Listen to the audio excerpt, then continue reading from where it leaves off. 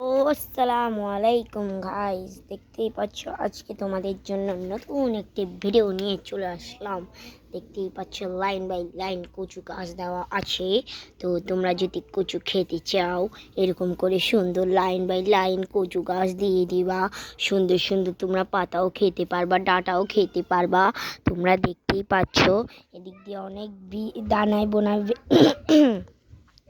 দানাই বোনা বেগুন গাছ আছে, আরও এই করলা গাছ আছে, এটা কিনা। আর এখানে একটা বেগুন গাছ না দুইটা বেগুন গাছ আছে। তোমরা দেখতেই পাচ্ছ এই আমার গোলাপ ফুল গাছ একটাও কলি চলে এসে পড়েছে। আমি আমার গোলাপ ফুল গাছের দুটো ঠাইল কেটে দিয়েছিলাম। তো আমরা একটু মূল ভিডিওতে আসি। আমি এতক্ষণ তোমাদের সাথে একটু দুষ্টামি করতেছিলাম। তো এইসব কচু গাছ মূলত সবসময় পানির ভিতরে রাখতে হয়। তোমরা সবসময় এই যে এখান দিয়ে আমরা একটা গর্ত করছি, গর্ততে একটু একটু ময়লাও দিছি। এই গর্তটা আমরা সব সময় পানি দিয়ে পুরো ভরিয়ে রেখে দেবো। তোমরা দেখতেই পাবা।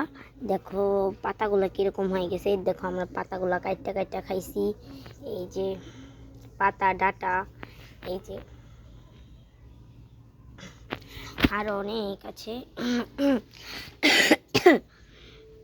এই যে আমাদের দানায় বোনা বেগুন গাছ স্পেশাল।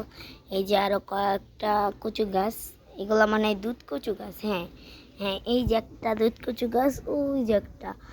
আর এটা মনে হয় মান কচু গাছ। হ্যাঁ এটা মান কচু গাছ। এই যে একটা পেঁপে গাছ। তোমরা মনে হয় একটা ভিডিওতে মনে হয় অবশ্যই দেখছিলা যে আমার এখানে দুইটা পেঁপে গাছ ছিল। এই পেঁপে গাছটা সবার ছোট ছিল, দেখতেই পাচ্ছ। পেঁপে গাছটা কেমন একটু বেঁকা হয়ে যেতেছে।